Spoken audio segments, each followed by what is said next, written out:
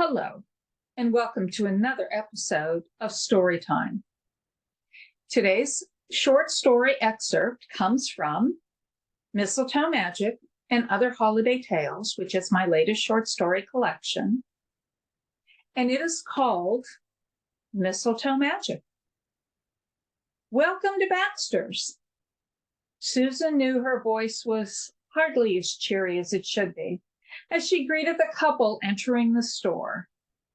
But she couldn't help it. More people, and there were bound to be other customers as well. Everyone waited until Christmas Eve to get their last-minute items, it seemed.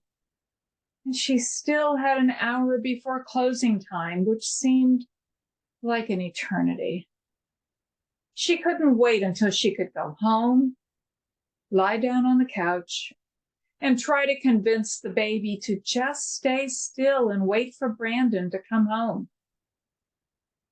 I would really prefer that you stop working, her obstetrician had told her 3 weeks ago.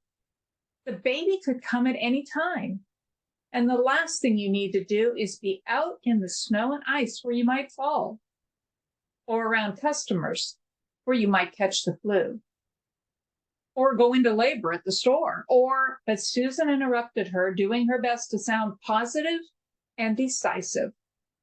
I'll be fine. After all, the baby isn't due yet. And my last day is Christmas Eve. Then I promise I'll stop. And by then my husband will be home But there, Susan stopped. She didn't know when Brandon would be home. Even he didn't know. When she wrote him last spring to tell him she was pregnant, he promised he'd be back in time for the birth. But the Army didn't care what he had promised or what she wanted, she told herself now. When you enlisted, you knew that they owned you, body and soul, and you went where they sent you, when they sent you. And that was that.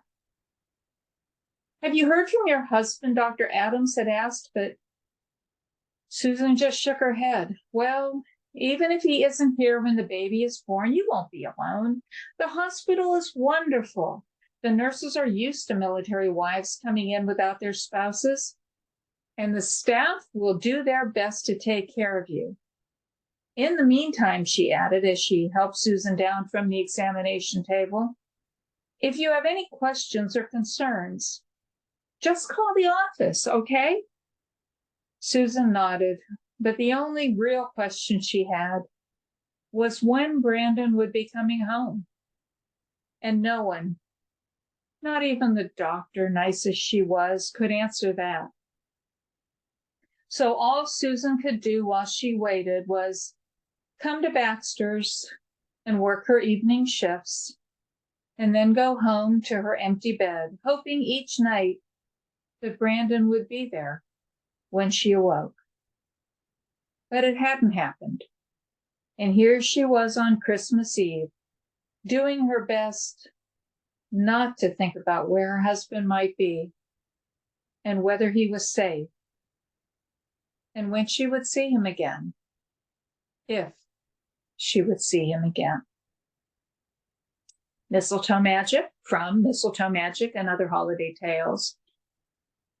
This is a series of 4 vignettes. You've just heard an excerpt from the first one, where we have characters coming in and out of Baxter's, how they connect with each other, bump into each other, interact with each other. And each one has their own unhappiness that they're trying to come to terms with.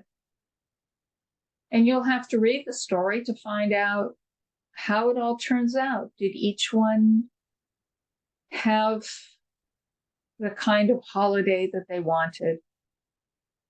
Does each vignette have a happy ending? Of course, one hopes always for a happy ending, or at least one that is as happy as it can be under the circumstances.